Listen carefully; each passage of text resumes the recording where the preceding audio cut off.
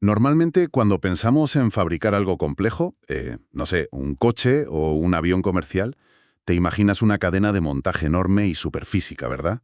Claro, ya sabes, robots soldando, chispas saltando por ahí, todo muy ruidoso. Exacto, una imagen de control industrial absoluto.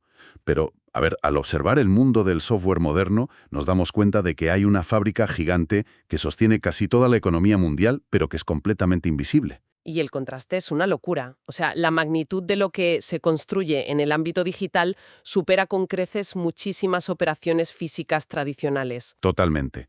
La infraestructura del mundo opera sobre lo que ahora se llama la economía de las aplicaciones. Cualquier interacción crítica hoy, ya sea con bancos, logística, salud, es puramente digital.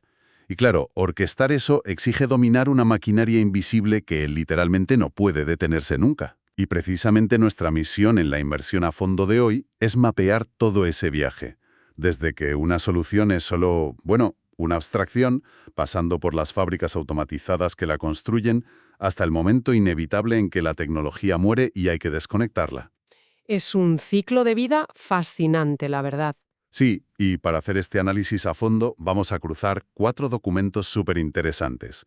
Tenemos un manual técnico de Metacase sobre metamodelado, una guía de Google Cloud sobre la evolución de DevOps, una tesis de maestría de la Universidad EAFIT sobre entrega continua y, madre mía, una discusión interna de los desarrolladores de PHP sobre cómo jubilar herramientas, que tiene tela. Ese último documento es, francamente, una película de terror para cualquier ingeniero de software. Tal cual. Pero, a ver, para entender la urgencia de todo esto y por qué debería importarle a quienes nos escuchan, hay un dato en la tesis de EAFIT, basado en Forrester, que me dejó alucinado. En el año 2012, los bancos en Estados Unidos cerraron unas 2.700 sucursales físicas. ¡Wow! Y no solo eso, proyectaban cerrar 13.000 más para el final de la década. Y claro, no era por ahorrar en el alquiler del local. No, claro, es el cambio de paradigma. Cogieron la sucursal física con sus cajas fuertes y sus empleados y la metieron a presión en una aplicación en el bolsillo de cada cliente. Eso es. Pero el riesgo sistémico de hacer eso es brutal. La aplicación deja de ser algo conveniente y pasa a ser el negocio entero. Si un fallo técnico rompe la app, el banco paraliza sus operaciones. Y para construir esa sucursal digital con cero margen de error, el primer paso lógico sería tener un plano arquitectónico perfecto. Exacto. Pero al leer el manual de Metacase me doy cuenta de que, en sistemas hipercomplejos, antes de dibujar el plano, tienes que inventarte el idioma en el que vas a dibujar ese plano. O sea, el metamodelado gráfico. Sí, es como si un novelista se tuviera que inventar un alfabeto nuevo y su propia gramática antes de atreverse a escribir la primera frase del libro. Me gusta mucho esa analogía. Y eso responde a una necesidad puramente matemática, o sea, eliminar absolutamente cualquier ambigüedad. En las fases iniciales de crear un lenguaje de dominio específico, o un DSL por sus siglas en inglés, los arquitectos diseñan las restricciones del lenguaje. Vale, vamos a desgranar esto un poco. Metacase usa un acrónimo para su modelo de datos, que es GOPRR, ¿no? Grafo, objeto, propiedad, relación y rol. Suena súper abstracto, sí. Bastante. Pero el manual lo ilustra genial con un diagrama de flujo de datos. Tú defines objetos, en plan, esto es una entidad externa, esto es un almacén de datos y esto es un proceso. Ajá. Y no es solo ponerles nombre. La magia está en cómo configuras los enlaces, los bindings entre ellos. Claro, el manual explicaba que puedes forzar mediante una regla algorítmica que un objeto proceso tenga un ID numérico que sea único globalmente. Y el impacto de eso es enorme. Lo fascinante aquí es que metes esa regla en el ADN del lenguaje. Si un diseñador, por descuido o porque está cansado, intenta crear dos procesos con el mismo ID, el sistema le dice que no. Le para los pies antes de que escriba una sola línea de código, ¿no? Exacto. Es lógicamente imposible cagarla en esa parte estructural. Y luego, todo este tinglado de reglas se exporta en un archivo estandarizado, un XML con formato MXT en este caso. Sí, que hace de puente y se mete en el MetaEdit Plus Workbench para que la gente empiece a trabajar de verdad. Eso es. Pasas de la teoría a la herramienta práctica. Vale, entonces ya tenemos el idioma sin fisuras. Dibujamos los planos y escribimos el código. Pero luego nos topamos con un cuello de botella enorme. Hmm. Llevar ese código del ordenador del programador al usuario final. Justo. Y aquí la tesis de la Universidad EAFIT plantea una cosa curiosísima. Contrasta el diseño con la entrega. Claro, porque el diseño es algo creativo. Supone explorar, dar vueltas, resolver problemas que nadie ha resuelto. Tiene mucha variabilidad, claro. No sabes si vas a tardar 2 días o 3 semanas en tener la idea buena. Exacto, pero la fase de entrega tiene que ser todo lo contrario. Cero variabilidad, un proceso casi industrial, repetible y aburridamente predecible. Y aquí es donde se pone muy, pero que muy interesante. Porque toda la industria ahora mismo está obsesionada con el DevOps, la integración y entrega continuas. Todo es velocidad, velocidad, reducir de meses a horas. Desplegando en producción docenas de veces al día, ¿sí? Pero a ver, yo lo pienso y me surge una duda. Si automatizamos todo para ir tan rápido, ¿no corremos el riesgo de entregar bugs a una velocidad récord y hundir un banco entero en cuestión de minutos? Es el gran miedo de cualquier manager tradicional, desde luego. Ya, es que parece una locura. Pero si conectamos esto con el panorama general, la ingeniería empírica demuestra lo contrario. La intuición te dice que juntes muchos cambios y los lances todos a la vez después de 6 meses de pruebas manuales. Para minimizar el riesgo, claro. Pero la tesis demuestra que eso es peligrosísimo. El mecanismo real que protege tu sistema es la automatización implacable, el ciclo automático de entrega de software. Construcción, pruebas, despliegue y liberación, ¿eh? ¿Verdad? Exacto. Y la clave es la granularidad. Como haces despliegues pequeñísimos y continuos, el trozo de código que cambias es minúsculo. Si hay un error, la explosión es mínima y lo reviertes al instante.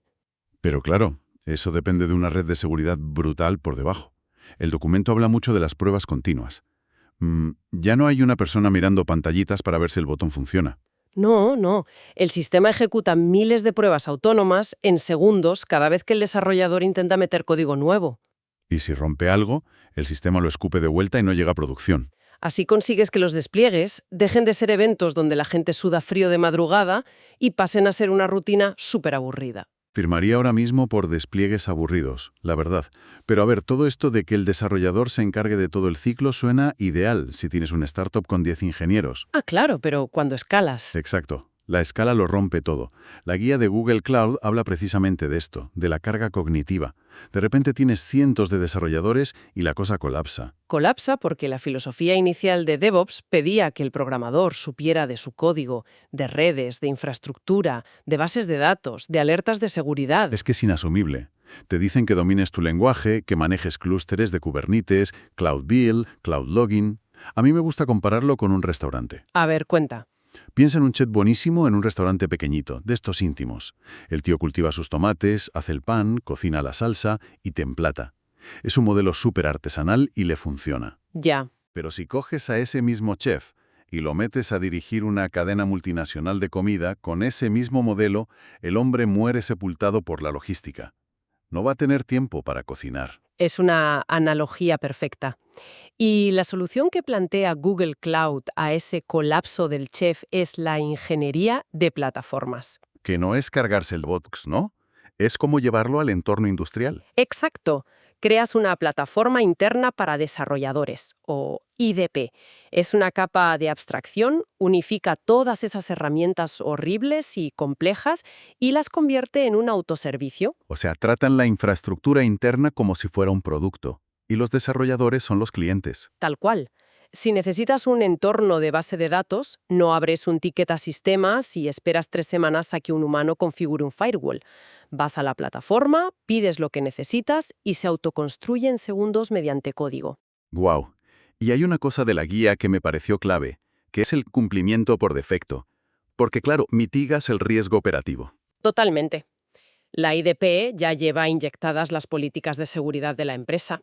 El desarrollador no tiene que ser experto en redes o encriptación. Despliega su servicio y la plataforma ya le aplica los controles de acceso y las auditorías de forma automática. Estandarización pura. Me parece fascinante cómo se enlaza todo. Tienes lenguajes sin ambigüedades, fábricas automáticas que no fallan y plataformas internas para que la cabeza del programador no explote. Sí, es un ecosistema súper robusto. Pero, aquí viene el gran pero. El software envejece. Ay, la entropía digital. Sí.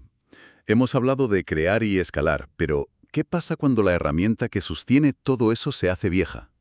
El documento interno de los desarrolladores de PHP sobre el gestor de paquetes PIR es la mejor ilustración de esta decadencia.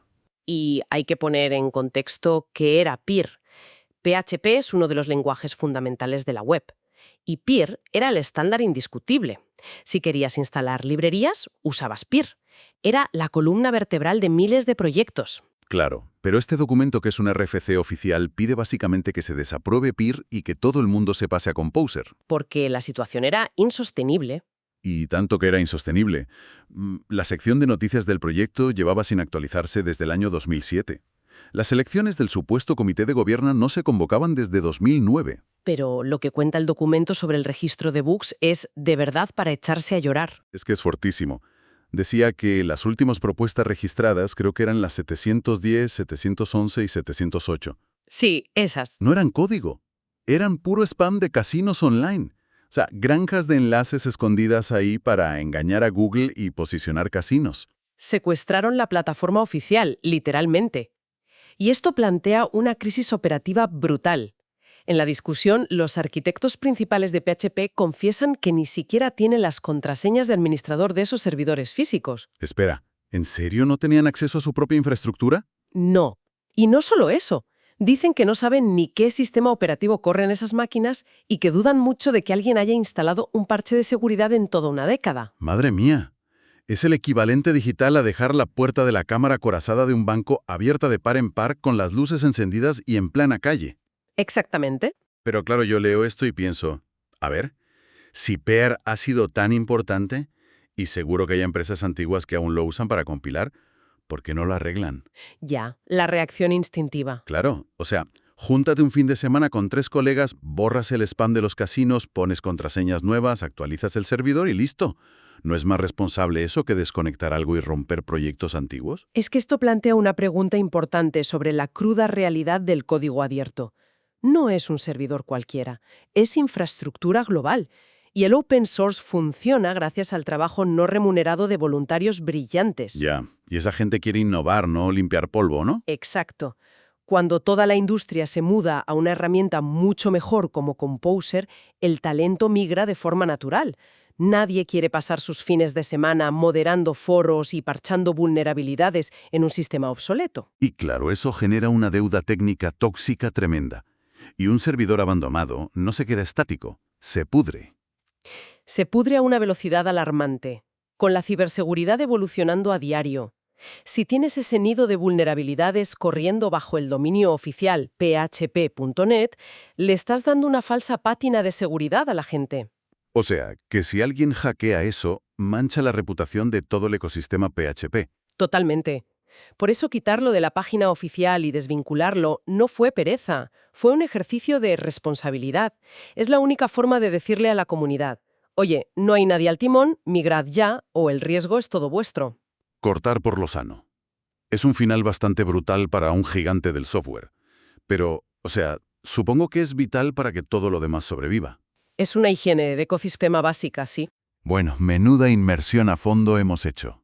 Hemos viajado por toda esta inmensa cadena de suministro que la gente no ve. Empezamos con arquitectos poniendo reglas matemáticas súper estrictas a sus modelos visuales. Pasamos por las cadenas de montaje automatizadas del DevOps, haciendo despliegues pequeñitos para no romper los bancos. Escalamos esa misma fábrica con plataformas internas que ocultan la complejidad de Kubernetes a los desarrolladores.